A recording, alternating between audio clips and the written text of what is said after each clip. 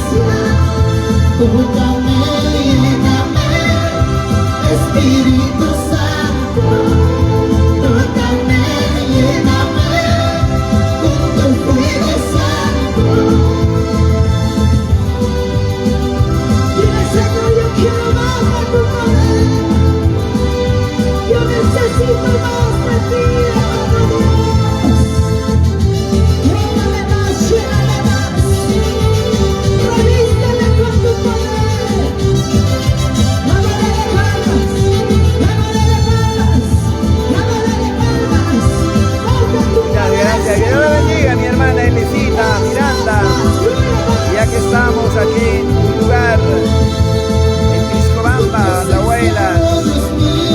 Que Dios les bendiga, siempre sierva, estás conectado con nosotros. Que Dios les bendiga.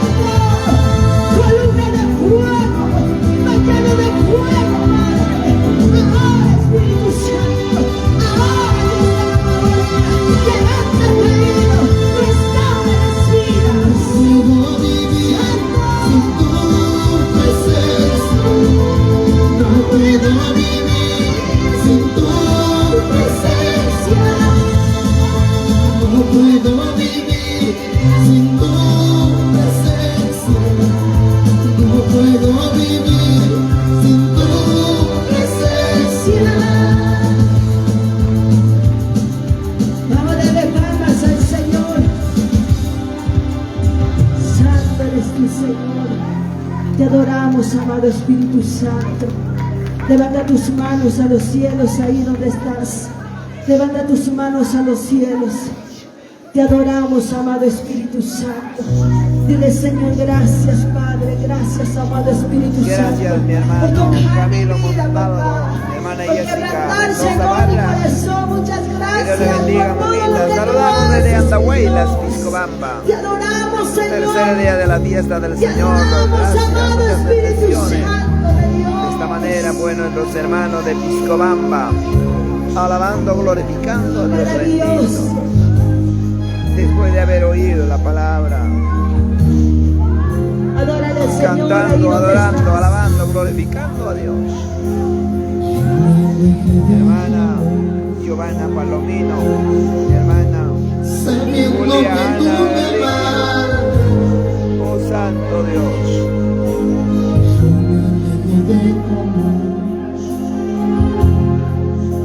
Sabiendo que